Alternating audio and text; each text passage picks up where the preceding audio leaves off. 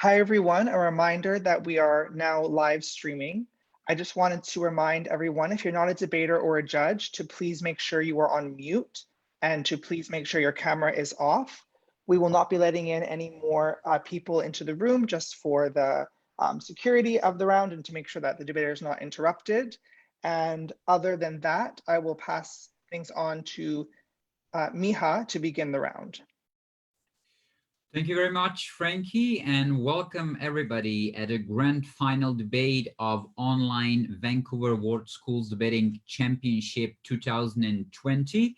I'm very happy and honored to welcome two teams that have proceeded to these finals. Team Canada A on proposition and Team Singapore on the opposition. Congratulations to both of the teams to proceeding to the finals. This debate is going to be adjudicated by a panel of 7 distinctive judges. I will now name all of them and I will kindly ask each one of them to go on audio and confirm that they are here. First one is Lucia. Lucia, are you here? Yes, I'm here. Hi, everyone. Looking forward to it. Great. Do we have Jamie with us? Hi, yeah, I'm here. Hello, Jamie. We also have Marie. Are you with us? Yep. Marie is also going to be so kind to be our timekeeper for the round. So please make sure that you observe Marie and her gestures. If you want to track on your time like that, we also encourage you to make sure that you timekeep yourself. Then we also have Machin with us. Are you here? Machin is here. Can you confirm? Okay, we see you on the video. That is great. Then we have Lindsay. Yes, present and very excited for the round. That is great. And we also have Simona. Hello, everyone. Excited too. That is great. The 7th judge will be myself, and I'm also very happy and honored to be able to chair this round and excited for this debate. Before we start, I would kindly ask each one of the speakers to briefly confirm that they are here and present themselves. We have Team Canada A. Speaking first will be... I'm Angela Lee. Hello and welcome. Speaking second for Team Canada A on proposition will be... Max Rosen. Hello, Max. Speaking third for Team Canada A... Rena Yan. Hello, Rena. And the reply speech is going to be delivered by... Angela Lee. Thank you very much and good luck in the debate. On the opposition, as said before, we have Team Singapore. The first speaker on the side opposition is going to be... Tajik Puducherry. Our pleasure to meet you and thank you for confirming. Speaking second for Team Opposition, Team Singapore. That would be me, Gareth Lim. I'll also be doing the reply. Thank you. Thank you, Garrett, for the second speech and confirming the reply speech. And the third speaker for opposition. My name is Bharat Anandam. Thank you. Thank you very much. I will ask all the observers not to interrupt the debate, meaning that they should not go with their audio or video on during the round. So keep this off during the debate. Before we start, I will ask the judges and the speakers once again, are there any questions, concerns, comments that they would like to make before we start the round? Nothing. That is brilliant. So the grand final debate of online Vancouver World Schools Debating Championship 2020 between Canada A on proposition, Singapore on opposition. On the motion, this House believes that contemporary social movements should focus on class differences rather than on identity-based discrimination such as race or gender. We are ready to start, and it is a great pleasure to invite the first speaker of the proposition to open the round. The stage is yours. You have 8 minutes. Good luck.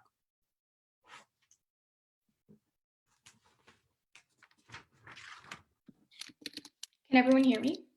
We can hear you.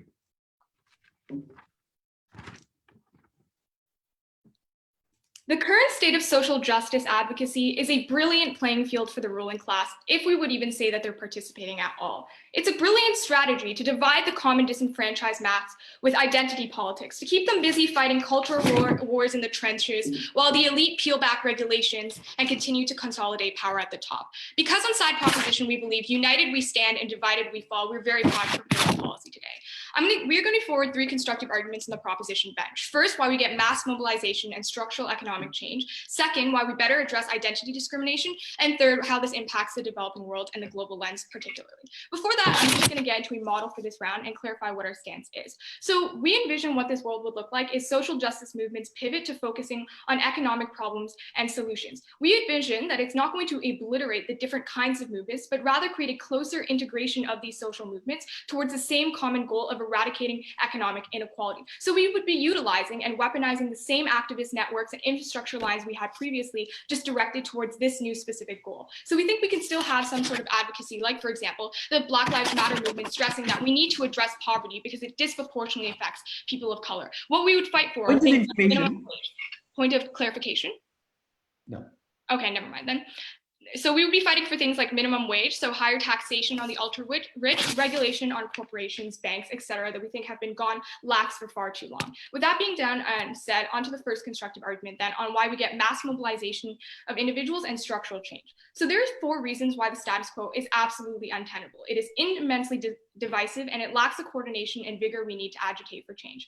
First of all, there's this problematic perception, even among moderates and vast majority of society, that the problem is solved because legislative information, concrete terms, no thank you, most kinds of very formal forms of discrimination on the basis of identity have been outruled and are determined illegal. That's why, for example, fewer than 40% of people actually believe the feminist movement is necessary, despite the fact that the vast majority of people, over 90%, do believe that men and women should have equality. The fact is that even average individuals, non-allies and moderate individuals feel less of that pressure and urgency at the point when the identities and issues that they are fighting for are not so structurally evident. But second of all, even if they do buy into that, it is immensely indecisive, very divisive. So identity politics uniquely splinters people in a way that we don't think economic class does. These labels, these micro labels, all the different facets of our identity taken apart and used as ways of advocacy. This creates, firstly, division between majority and minority groups, in which oftentimes individuals within slightly more comparably privileged areas feel very much blame and are supposed to feel guilt for their issues.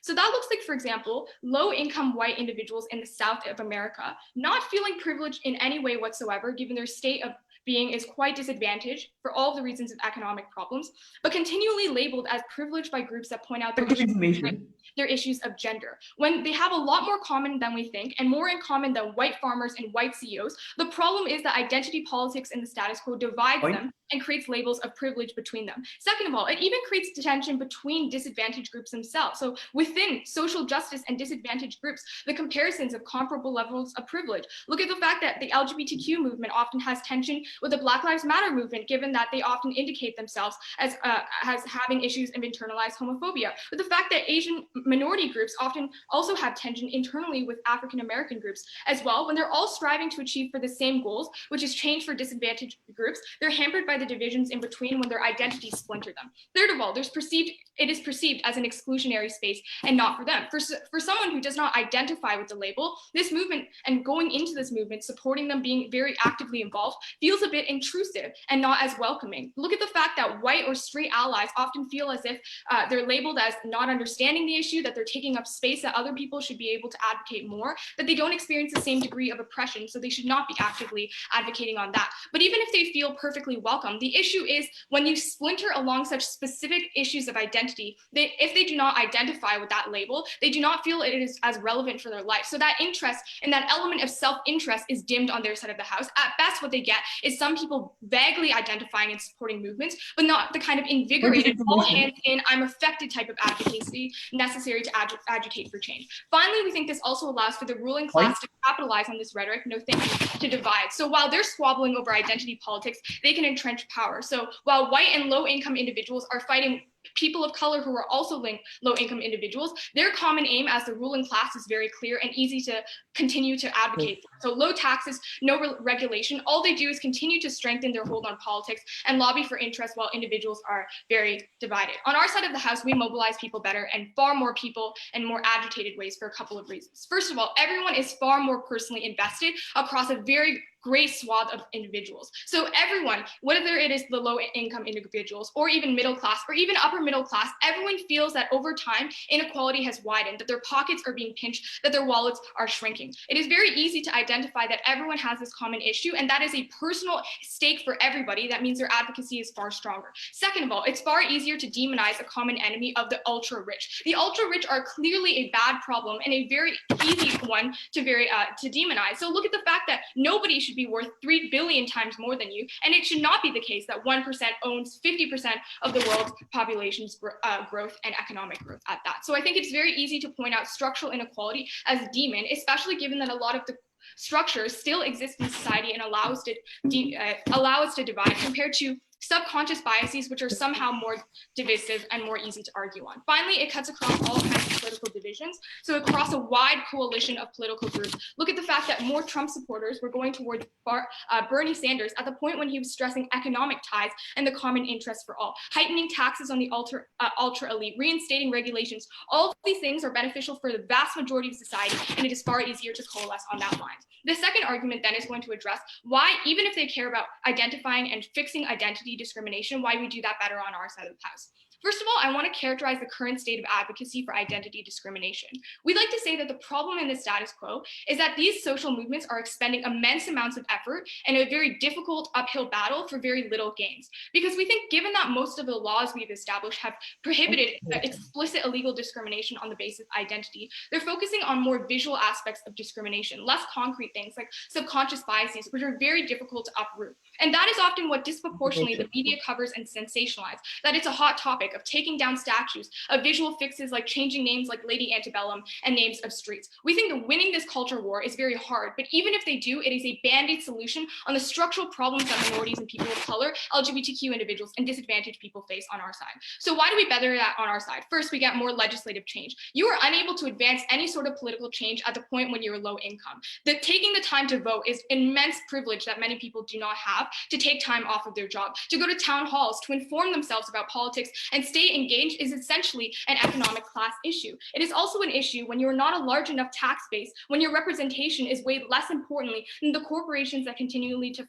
funnel aid and money to the government. Fighting economic inequality means that less of those rules actually apply for corporations, and means we're better able to agitate for change politically. Second of all, subconscious and more intangible kinds of biases. The common argument in the status quo is that we're not biased against you, it's just they're lazy, you don't work hard.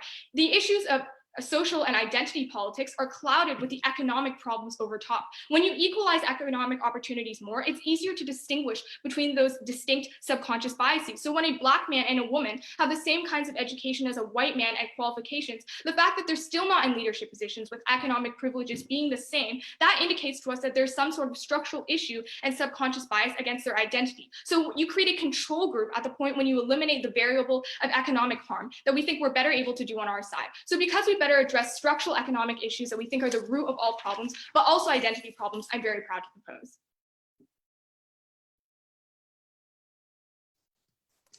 I thank the speaker for her fine speech.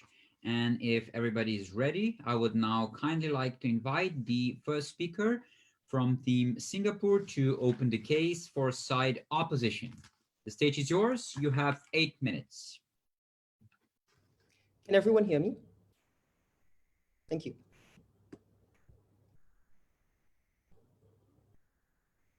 Contrary to what proposition believes, billions around the world still suffer in the name of who and what they are.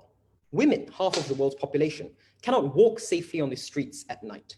In a quarter of the world, a lesbian couple cannot hold hands in a bar without being threatened. Where so many people feel uncomfortable and unsafe, to throw these concerns into the gutter is to abdicate the responsibility of social movements to the most vulnerable. What are contemporary social movements? These are groups which seek to harness popular support outside the electoral mechanism, such as by using social media or organizing mass protests to pressure the political establishment into reform. While class differences instead refer to cleavages between the poor and the rich, identity-based discrimination refers to these sharp divisions between racial and sexual groups. Our stance is that we believe that contemporary social movements should focus on identity and not class issues. But this does not mean that we can completely shut out class on our side.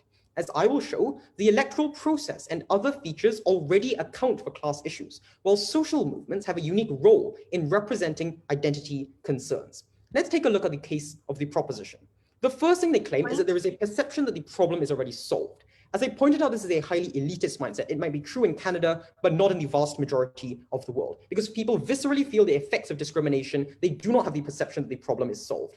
Next, they claim that there's division within social movements and between social movements. Within social movements, this is not true, because the many tags that proposition claims don't divide people, but instead people can feel united when there is some overlap between the groups. So yes, we do think that there is a difference between a Black lesbian and for example, a Black lesbian who is also transgender, but that doesn't mean that they find themselves completely different to one another, but they can find a significant degree of overlap between those two labels. In terms of tensions between other movements, this is equally likely to exist on proposition with classes from different areas. And furthermore, we think that these tensions, if they are necessary to fix issues, are necessary in the first place.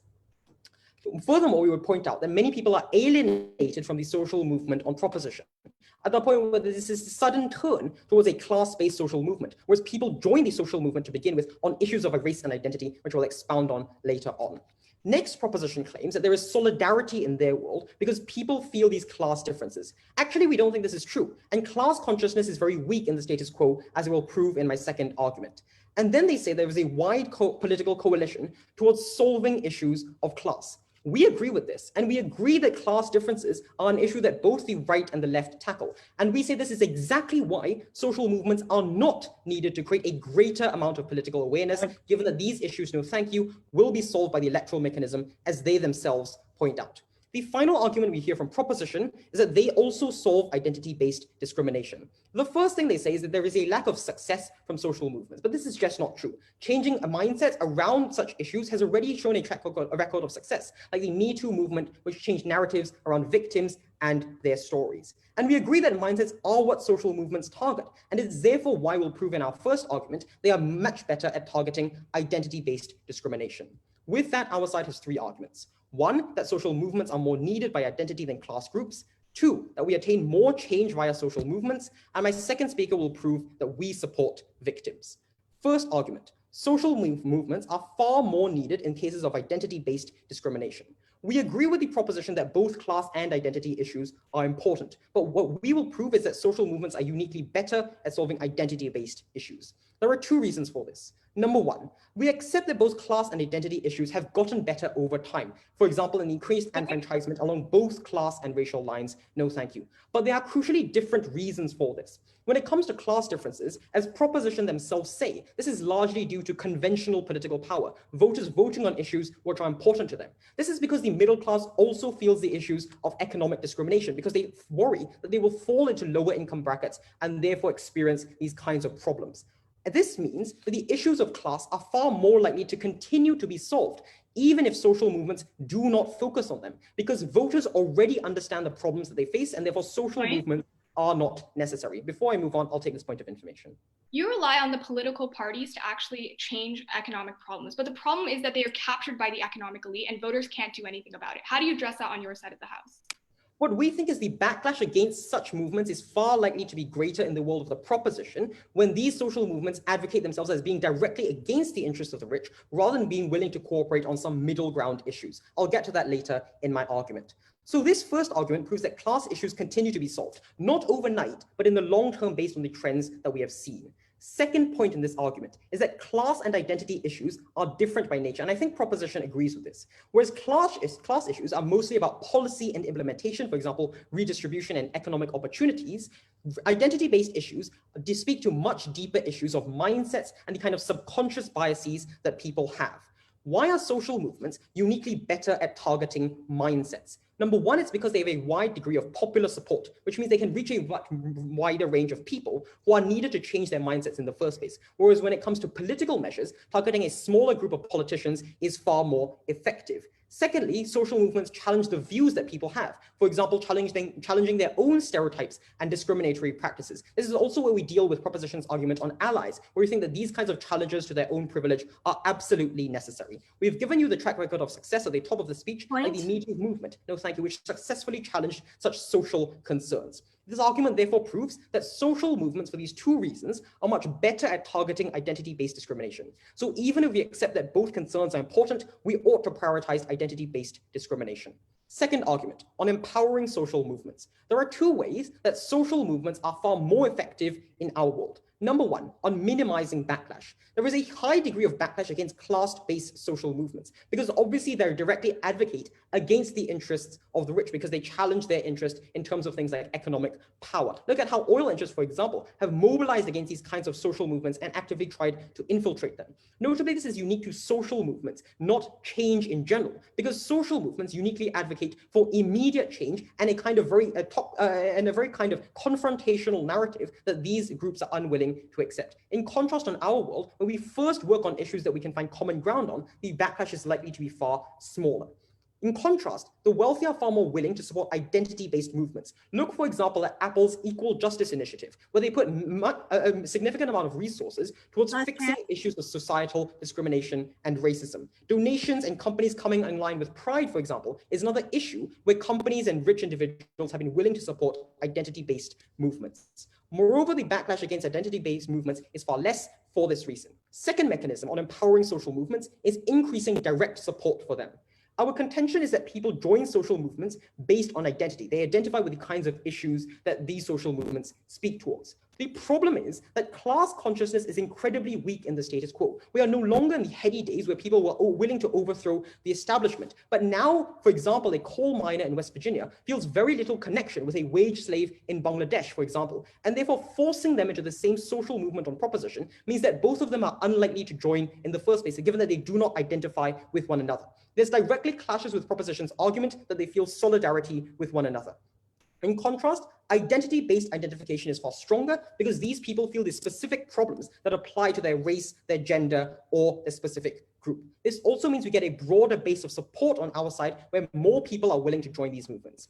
Given that size is crucial to social movements in terms of pressuring governments, in terms of donations, and many other metrics, a larger social movement on our side is crucial in solving these problems.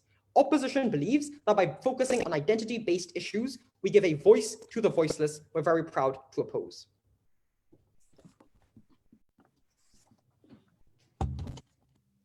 I thank the speaker for his fine speech.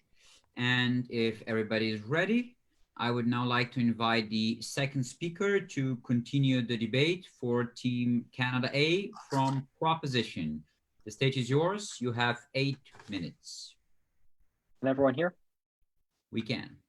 Great.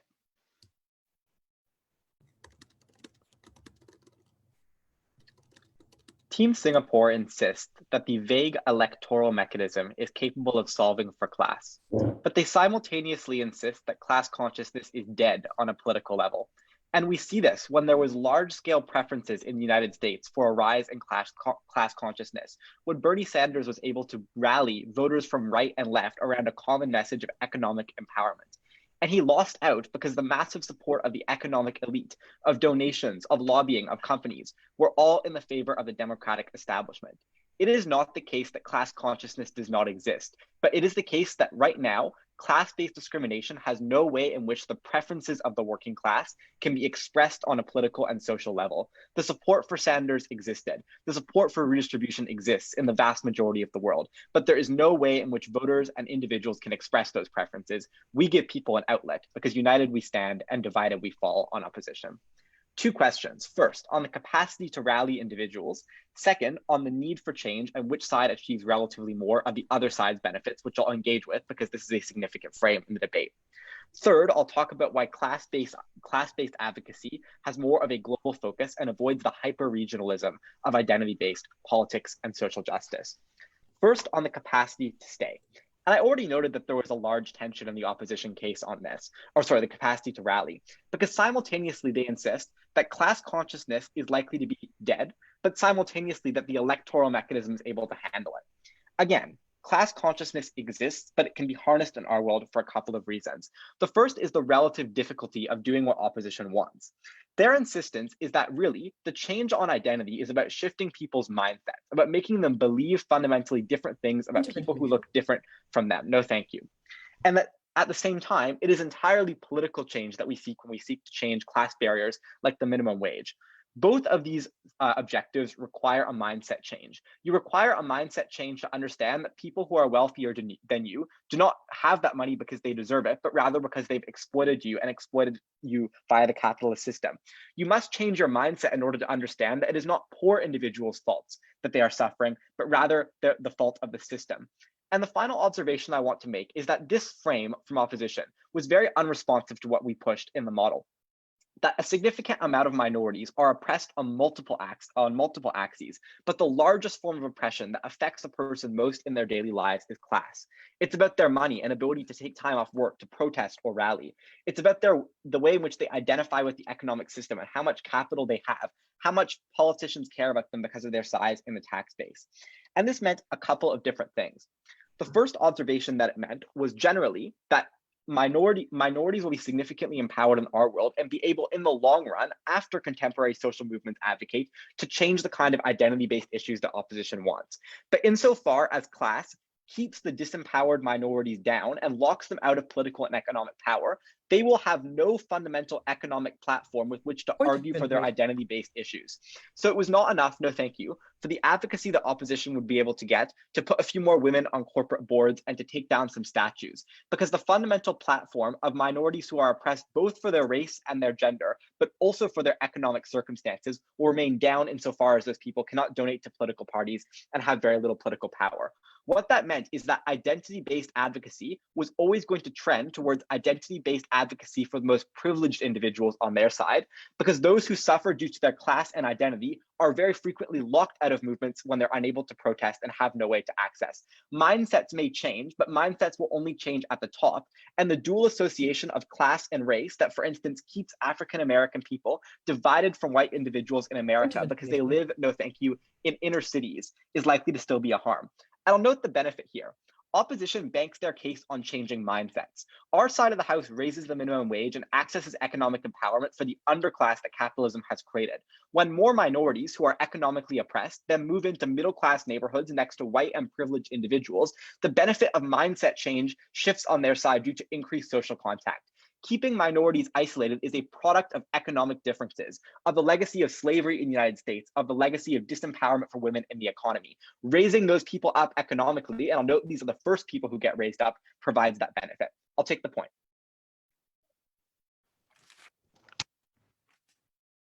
I'll move on. Second question then on the need for change and social mixing. A couple of observations that I want to make here. The first is that we were able to prove that the ruling class is able to divide and conquer groups in their world, that by keeping groups distracted and pitting them against each other, it demonstrates that the need for change is very little. And their only response to this is, well, people can understand the complexities of how privilege adds up. Maybe we can understand that, but the voters that they're talking about certainly don't. And people feel attacked by this movement because they feel like, for instance, if they are white and poor, that they are being oppressed by a liberal class that cares more about certain aspects of identity than their class. The fact that class is salient to individuals means they will always reject the idea that they're holding up institutional privilege on the basis of identity because they still feel put down by their class. Yeah. Given that certain issues are not based on class, like gay marriage or sexual assault, how do social movements in your world account for such issues?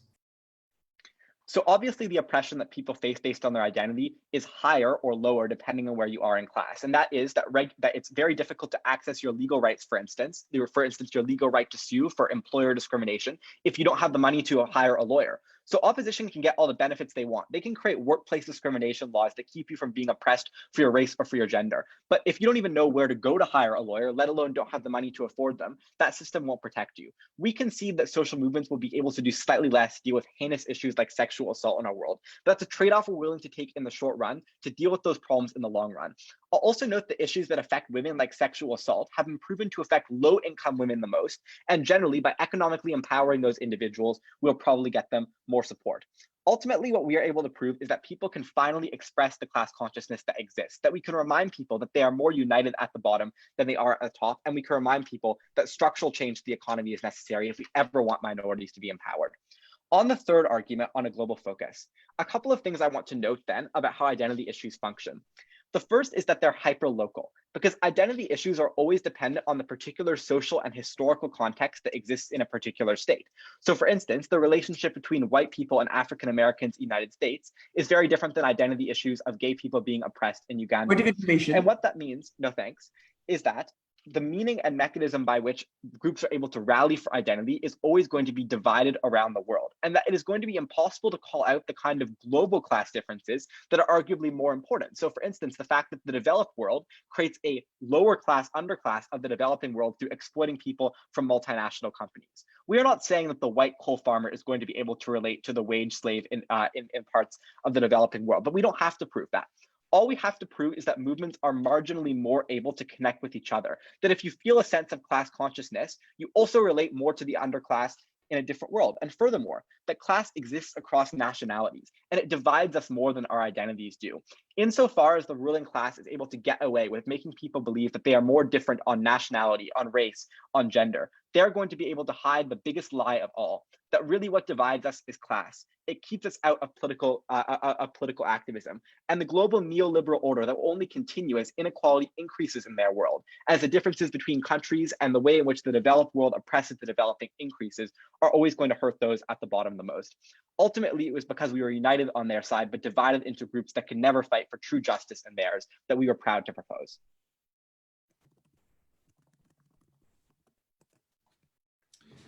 I thank the speaker for his fine speech. If everybody is ready, I would now like to invite the next speaker to continue for Team Singapore on opposition. Stage is yours. You have 8 minutes.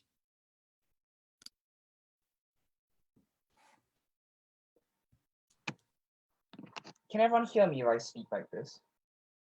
Thank you.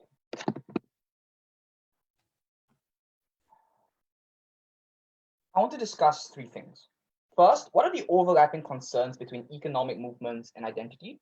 Second, on the likely change of the United Economic Front. And third, on the impacts of social movements. So first, what are the overlapping concerns between economic and social movements? And right off the bat, I want to make an observation about the strategy of proposition.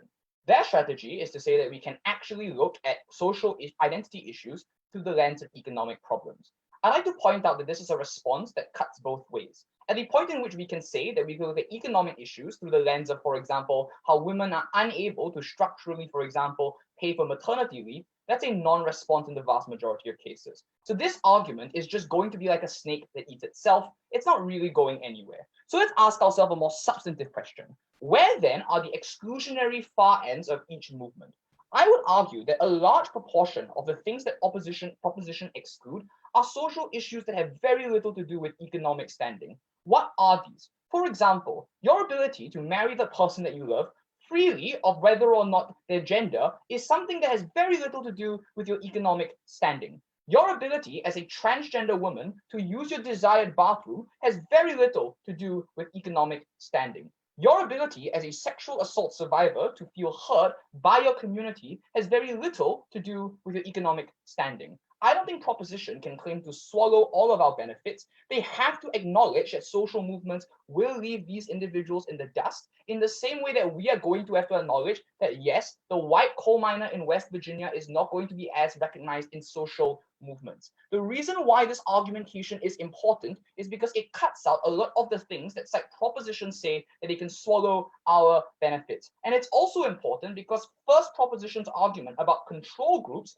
also makes very little sense. So her argument that we can finally see that these are because of subconscious biases is 1, hung, and 2, incredibly wrong in the sense that you are now forcing individuals to go through discrimination just to show that the discrimination is real. So that's very important to recognize that there are real consequences to the choice that proposition is making. They can't be glib about it. So let's talk about the second question then. Let's talk about the change that they make when social movements focus on broad-based economic discrimination.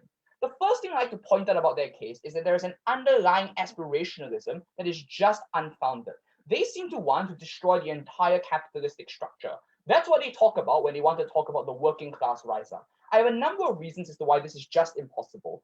First, the strength that social movements have doesn't tend to be in their budget. Tadri's argumentation about low-class consciousness was not necessarily about the fact that they could build it up, but rather that it's a circular process. Your movement only gains traction at the point in which individuals have high-class consciousness so that they can bring up and invite more people into their movement. It's a unique problem of inertia that they have to deal with. The fact that fighting and taking down an entire economic system is overwhelmingly seen as Marxist because of the suspicions of the Cold War suggests that they're not going to change. The fact that business leaders are going to fight with all of their hearts to undermine social movements in this context is something that they just can't change. The only thing that they have left is this argument about how they are a united front. Once again, their argument about how waiting for social movements to catch up in the long term bites itself and shoots itself in the foot. The reason is because what if I can divide the economic movement based on the idea that you have different races? So fascists do this all the time. The white working class deserves it more than the African American working class. What if I point out that if they want to unite people, the problem then is that their ability to associate with one another is spread too thin. The individual commitment to the movement isn't as much. So this argumentation is important. It mitigates a lot of their arguments about how they're able to get broad-based social economic change. But the problem then with their side is they'll ask, what is our solution? I like to make a distinction between social movements and political movements. The first thing that we point out is that we don't have broad-based social movements. We're explaining to you how we can get gradual change. That's why Taji's first argument was so important. It explains to you the democratizing process. For example, the vast majority of the world's voting population are in fact the poor. And we think that this is a fundamentally important thing. What we don't do, however, is stir the rich to turn the poor against themselves. Instead, we're able to have individuals like Bernie Sanders, for example, make some change. We're not saying it's perfect, but I like to point out that some of the greatest political change of this decade have been made by the working class. Brexit, Trump. I'm not saying that these are good things for the working class. But what I am saying is that there is hope to change and work within the system in a way that's like proposition denigrates and they can't actually help these individuals. So look, what we are saying is that social movements and their lack of budget in the vast majority of cases can't change it. Their benefits are mitigated to a significant degree. Let's talk about social movements. I want to first point out that they can't claim everything. This is important because it talks about benefits. But what can social movements do? The first thing I want to point out is that social movements can help and change the minds of individuals. The only response that we get was, oh, but you can unite across the idea that you are poor and I am poor, and that's great. No, right? Like a West Virginian coal miner does not relate himself to a sweatshop worker in Bangladesh. You're unlikely to change that. But movements within our side of the house can still remain allies of one another. They are unlikely to actually, for example, fight against one another because of shared things like empathy. It's either hard to believe that someone who faces discrimination for the entirety of their life is going to suddenly fight against someone with the same problems. So no, we don't have a fractured movement. Allies are perfectly acceptable in our world. The thing that social movements can do is change the minds of individuals on the ground. And we think that this is where they are best able to focus their resources. But before that, I'll take this point of information.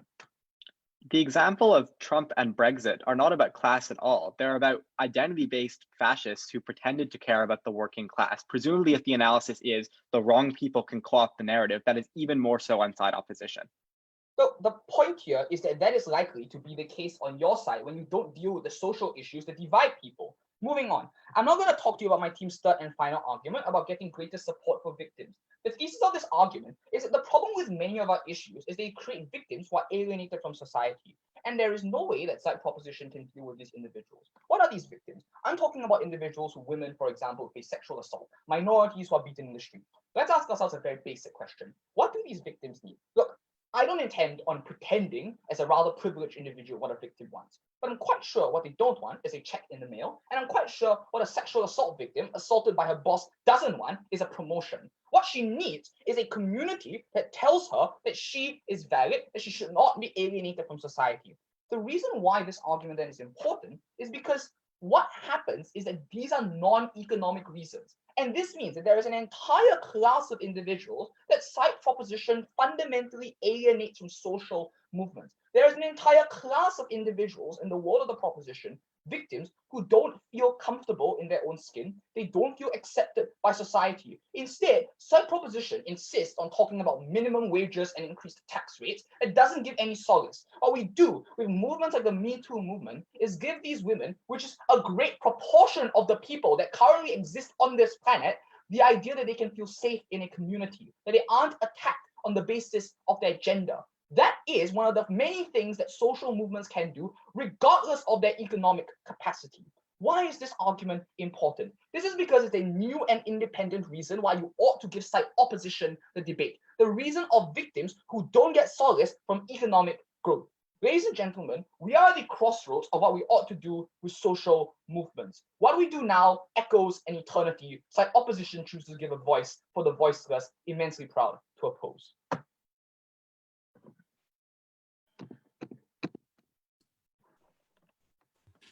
I thank the speaker for his fine speech. Now I invite the third speaker to continue for side proposition Team Canada. Stage is yours. Can everyone hear me? Panel, as much as I would like to see it happen, proposition does not have to stand for a world of global communism. Rather, what we are supporting on our side of the house is meaningful regulation that people can work on within the capitalist system. Changes that we have seen are possible, i.e. holding Amazon to a $15 minimum wage, but only when we assemble a broad coalition of the majority. Compare this to the struggle on side opposition side of the house, where a minority of people try to change these subtle subconscious biases that people don't realize they have, that people think themselves are already solved in society that they're not able to do. Because on our side of the house, we think united we stand, divided we fall. We are so proud to propose 2 questions. Firstly, how do we combat inequality? And I'll note why this is the most important theme in the round. And secondly, extending off of this, how do we also combat discrimination?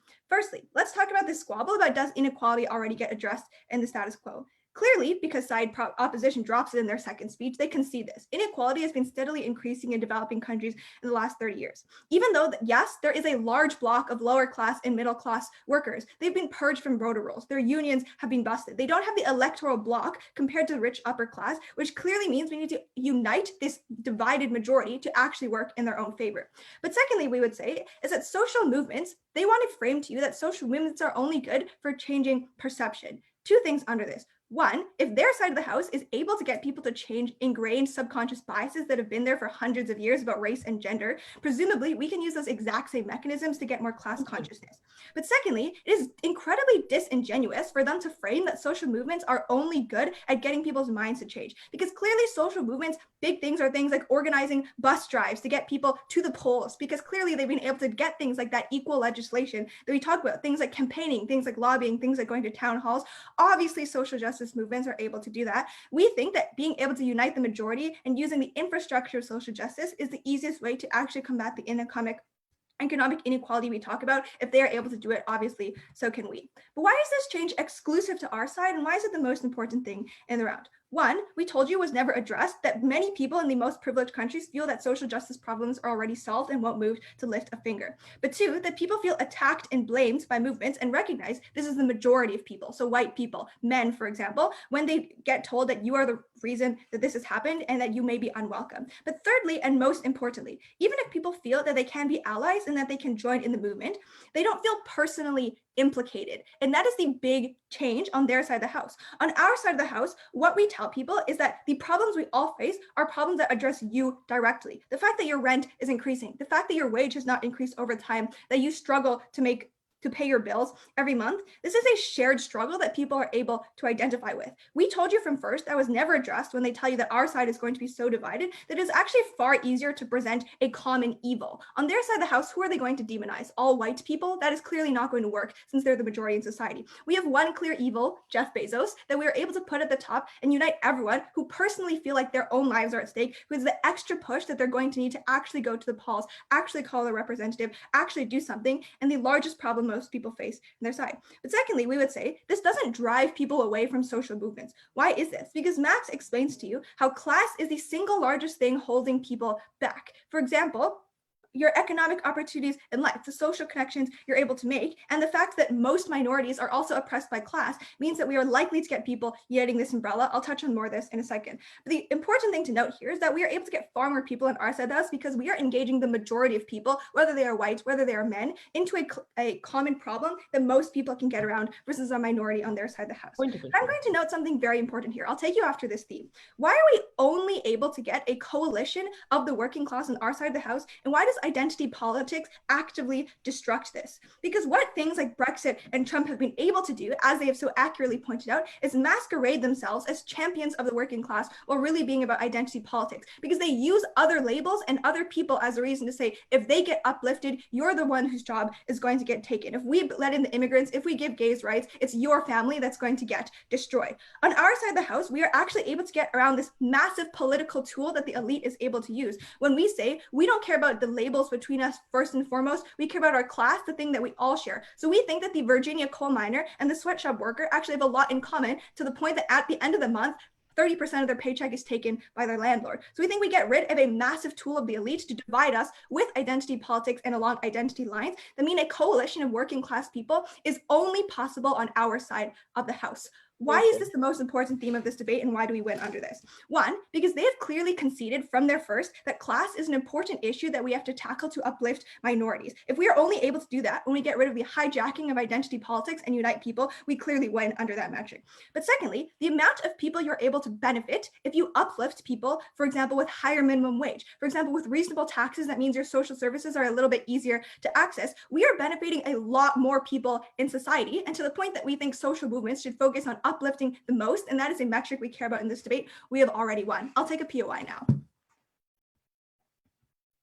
So what side, or what does your social movement in your world have to say to a woman who has just been sexually assaulted? Great, I'll get to that right now in my second question. How do we better combat discrimination? We told you that even if they're able to focus 100% of their energy on combating these very important, albeit social issues, there are 3 structural reasons why it will never work. One, people are not enfranchised to vote, turn out, and to protest on their side of the house because they don't have the economic means to give up their wages and give up their salaries to do so. But 2, we actively uphold stereotypes about minorities when we do not give them economic enfranchisement. That even if we, for example, instate equal wage laws, it's still the idea that you're still poor, you're still segregated, because even though there is an active government redlining preventing you from moving out, you're still too poor to move out to get social contract to get people to move their minds. So critically, without even having any mechanisms, we're able to get perceptual change and combat minorities and biases that they're poor because they're lazy, they don't work hard. We give them the means to economically enfranchise themselves and present themselves and show that the only thing holding them back the whole time really was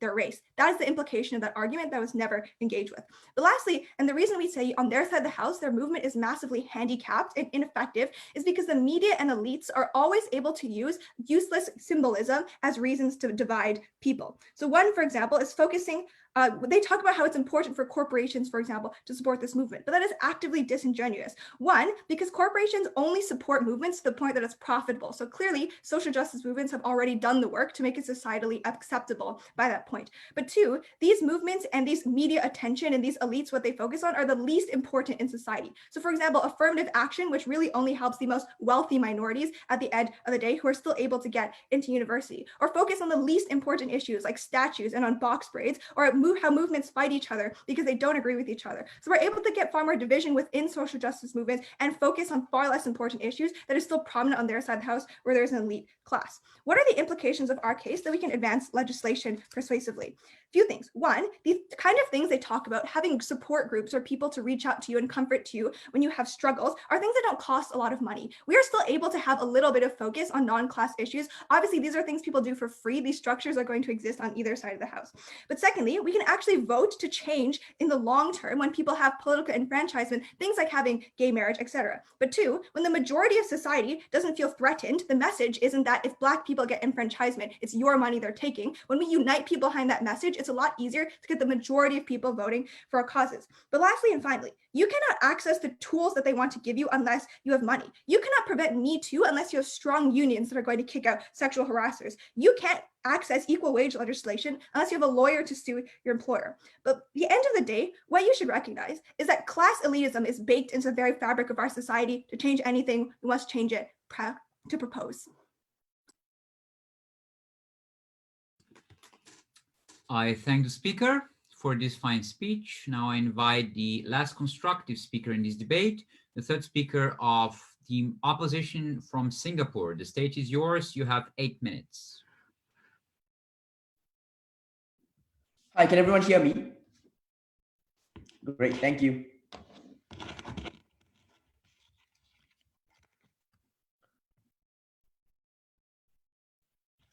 I'm going to talk about three things in this speech. First, which cause needs a social movement more? Second, on which side do we get more popular support? And third, on which side do we help more people? So first, which is more important? Because the subterranean logic of the proposition case is that what affects people most is class. We told you this was false, and at no point the proposition ever proved the majority burden in this case. We talked to you about how black boys who are shot in the streets and women who are abused in their homes and the gay couple who are stoned in countries like Uganda, they want to talk about the developing world.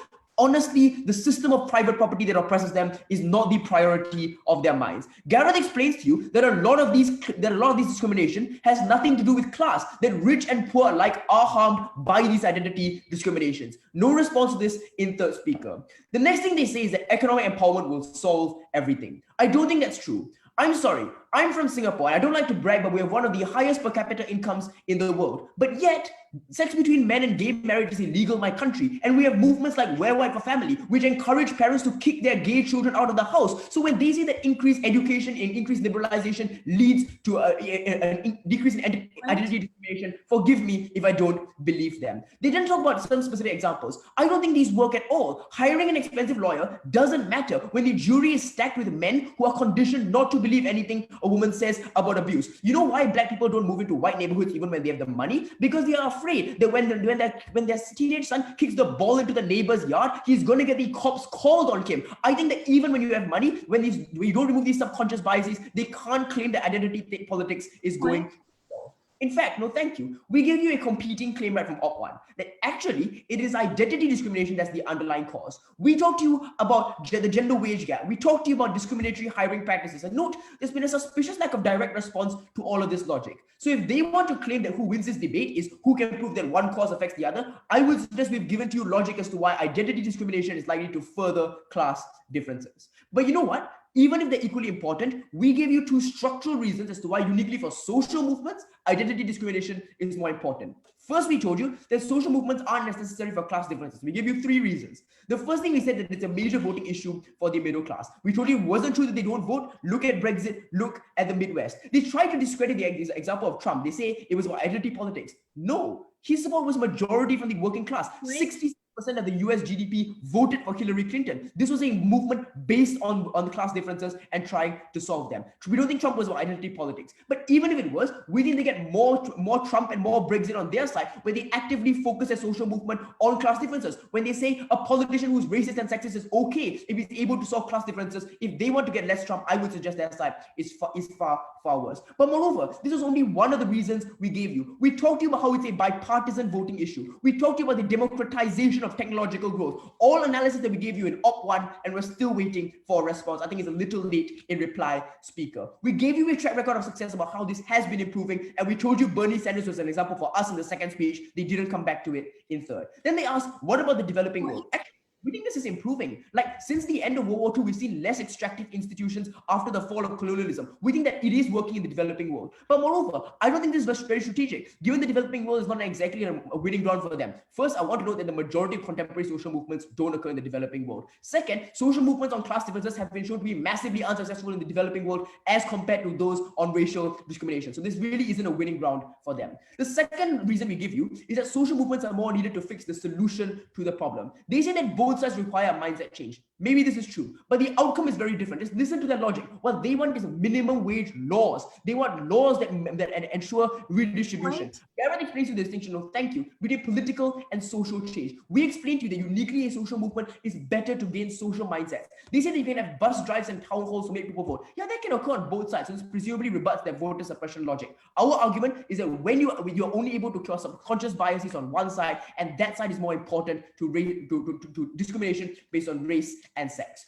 What is the impact of We've proven to you that our side is the more important cause, uniquely in the context of social movements. So even if we don't win on getting more popular support, given that our cause is more important, that's a win for opposition. Second, why do we get more popular support? Let's first talk about divide and conquer, because they repeated the same static line since third. If you notice, there's very little additional logic since first proposition. Taji explains to you that the tensions between other movements exist more on proposition. When you force them under the same umbrella, their competing concerns make them explicitly undercut each other. Wait. Gareth explains to you that the movements and no thank you are unlikely to fight on our side because they have empathy for each other. No response to this. But what he says after that is that when you are forced to join together under a coalition, when you say it's either your cause or my cause, it's either discrimination against black people or workplace harassment of women, that is when they explicitly undercut each other because you are pitting them against each other. If their baseline is united we stand, I think we are far better on that because we don't force them to collaborate and therefore we don't force them to undercut each other. Second, on backlash, both teams agree that lobbyists are really powerful and really deadly to a movement. We said lobbying money doesn't care if women have rights or not, but they do care if you come after their wealth. That's when their entire having an evil logic comes back to hurt them. That's the why we don't demonize white people. When you demonize the ultra rich, you ensure that they are going to use their money to lobby against you. Maybe corporations don't donate to causes, but they sure don't donate to politicians who are racist and sexist on our side of the house. They have every incentive to use their lobbying money to undercut the movement in the world of the proposition. So on backlash, it's a win for us. Next, on support from oppressed communities, we said that there was less support from oppressed communities on their side, given that the class consciousness is lower. And look, their response misses the point because the same consciousness doesn't exist on both sides of the house. We told you that people are far more conscious of their identity hold on our side. And Gareth explains to you that you have the initial inertia, so just increasing class consciousness doesn't make sense at all. Before that, sure. What is more prominent, the fact that you may be occasionally reminded that you're Black, or the fact that every day you struggle to pay the rent and you struggle to buy food for your kids?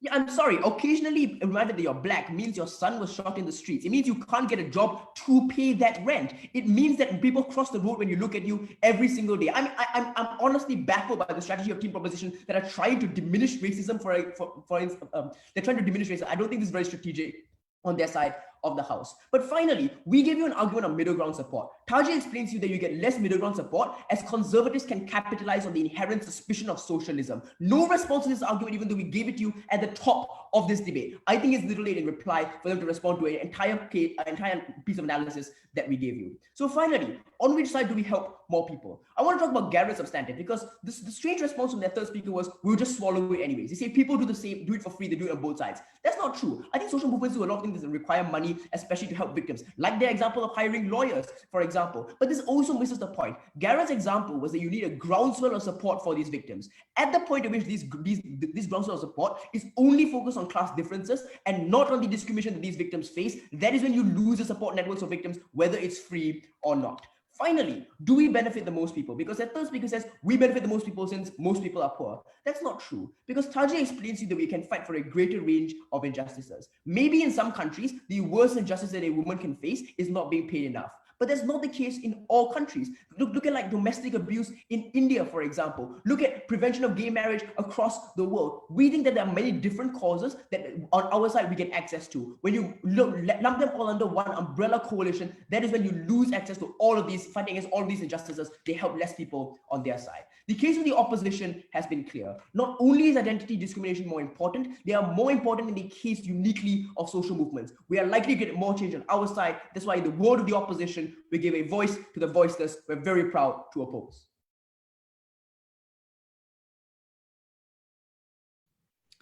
I thank the speaker for his fine speech. Now I invite the reply speakers to conclude this grand final debate. Firstly, the reply speaker for the opposition, Team Singapore. The stage is yours. You have 4 minutes. Is this volume good? Thanks.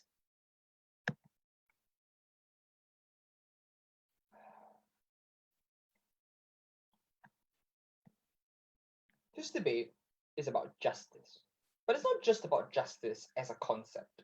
It's about the specific goal of social movements. And the targeted action of opposition down the line has been this, that when it comes to the specific characteristics of social movements, identity discrimination is a far better goal to pursue. Let's take a look at the two movements that emerged at the end of this debate. And I want to show to you why the movement of proposition is marginally ineffective and doesn't get their benefits. Their movement is marginal at best. And the reason for this is because of the load of reasons that we gave to you from first opposition that were not responded to. First, low inertia. Second, the fact that there's going to be massive backlash from the very powerful. Third, the fact that your ability to unite disparate coalitions over a broad banner is stretched thin, and therefore individuals don't have much dedication. The fact that the relation between a West Virginian coal miner and a Bangladeshi sweatshop worker will not happen if you don't remove the fact that racism between the two of them suggests that one won't relate to the other. The problem then with proposition's world is that they based all their benefits on a united global front. But Marx was proven wrong quite a while ago on this, and we don't think that they've had much of a response. The other problem with their world was that they actually ignored the many social issues that they faced. Let's be very clear, proposition can't just swallow all of our benefits. We acknowledge that we couldn't swallow their benefits on economic and some of the poor. I think they need to do the same and be reasonable. Look, I think Bharat was kind when they said that the occasional reminder that you're black was unstrategic. I think that was wrong.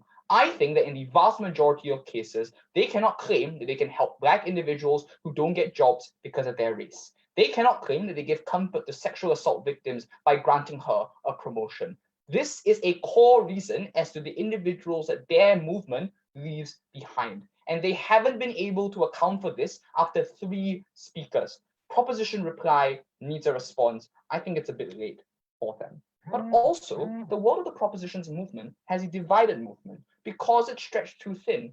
The point is that Trump, Bolsonaro, and Brexit happens on their world. When you tell the working class that they're united, but don't tell them the fact that there's one group of working class that you ought to fight for and not the other. So their movement is ineffective at best, especially when you awake class consciousness that leads to a backlash from the wealthy. And they leave behind the vast majority of individuals. They leave behind the lenses through which we can view oppression, from the lenses of gender, from the lenses of sexuality. They can't claim these benefits. That's a loss they'll have to take, but it's too late for them to accept it. Let's talk about the world of the movement of the opposition. The first thing we'd like to point out is that we are realists. We're not saying that economic inequality is going to get solved tomorrow. We're not saying that the Gini coefficient of each individual nation is going to improve. But what we did note was that it was untrue that their claim that just because you increase the economic welfare of a group of people necessarily means that you make them more accepting to different races. Bharat already mentions what Singapore is like. That's just true for the rest of the world as well. And what we did say was that political movements that actually worked for people who voted for their own individual interests worked. The groundswell of support for individuals who supported Bernie Sanders. The thing that actually struck it down was identity politics, the thing that we want to solve better. The thing that opposition mentions is that political movements can work in order to change these individuals. But what opposition's movement does is, one, we are not fractured because individuals will not fight. Instead, allies exist to prop up one another. Two, we can have a groundswell of change for a lot of the stuff that they want to talk about. But opposition's world is important because we don't leave behind the most vulnerable. We don't leave behind women who've been sexually assaulted. We don't leave behind people who've been beaten up because of their sexuality. Right now, out there in the streets, there are individuals protesting the death of George Floyd. I think it's an insult to their memory to say that because all of this was because they're poor rather than they're black. We give the voice to the voiceless. We oppose. I thank the speaker, and I invite the last speaker in this debate to conclude from the side of Proposition Team Canada. You have 4 minutes. Can everyone hear me?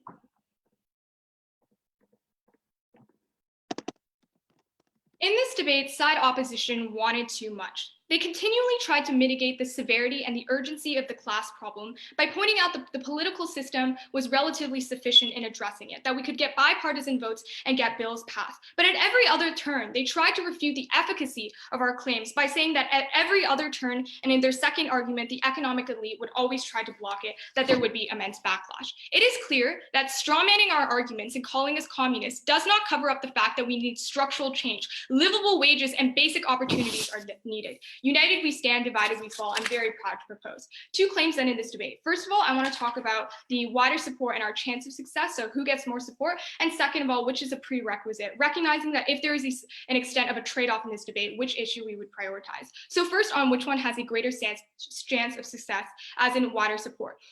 Opposition identified that the low-income individuals are majority of the country, that parties and politicians can address these issues, that we've had bipartisan votes, that Bernie is gaining traction, compared to identity issues that specifically need the mindset change that only social movements can plug. We told you that everything about reality undermines this very claim. The fact that the 1% are increasingly growing richer, that economic equality is increasing, because it doesn't matter how many people are poor or low income. Their fact is they don't capture the power in the status quo. And second of all, we pointed out the identity issues prevent economic classes from actually rising up together.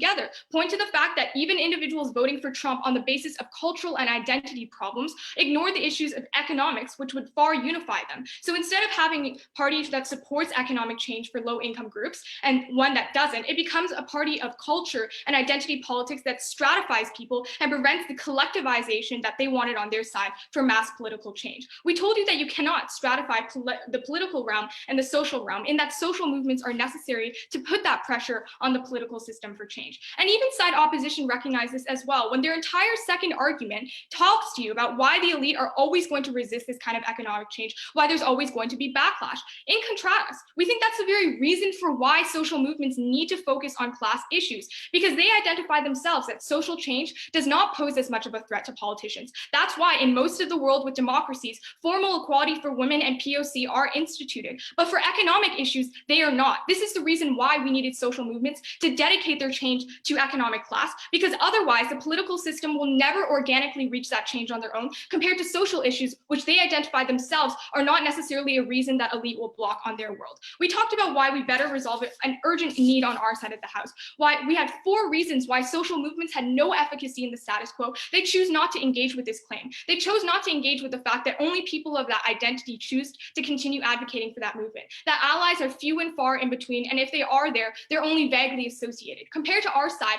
with the vast majority of the world finally has a personal stake in these social movements, where there's an easy enemy to rally around, as opposed to their world when everyone is bickering over who the enemy is, when individual minority groups paint themselves and each other as the enemy. On our side of the house, we rally and channel all those resources so we can get finally the kind of change we need. So our chance of success is far greater than theirs. We have wider support. The second question in this debate then is, which is the prerequisite? Because there is a trade-off in this debate. The more time we focus on economic issues, the less time on social issues. We conceded this. But we told you that majority of issues of class overlap with issues of identity. They chose to nitpick some distinct issues, but we told you all of those could be addressed by economic change. That as much as you can have laws in place for sexual assault, if you can't sue them, if you need the job, you can't leave an abusive employer. That low-income communities are overwhelmingly more over police. That if you don't have time to vote and know you need to rely on your job, you have no time to protest and vote for all of these changes. That political change needs money and time and needs that for awareness. So on our side of the house, most issues are economic in nature, but even for the ones that are not, we would prefer the slight delay in achieving change for that, and instead first acquire the economic capital in order to better advocate it. Economic equality is the prerequisite for all the social change on their side of the house. Finally, the only thing left on their side is about biases. We said that that was an uphill battle, that they would never be able to achieve it. Compared to our side, when we eliminate the issue of economic equality, we can finally see the reasons why women aren't advancing as much or Black men are advancing is not because they're lazy or don't have economic abilities, but because of those subconscious biases. Finally, we also rally the developing world, where class is the most common issue compared to identity, where the status and progress of LGBTQs, of women, are all in different stages around the world, and you can never get coalitions. We get change easier, and even for all the issues they want, we also get change on that. Very proud to propose. I thank the speaker for her fine speech. I thank all the debaters for this interesting and engaging grand final debate. I also thank all the observers who watched this debate. The judges are now going to wait to be reallocated to the break room, where we are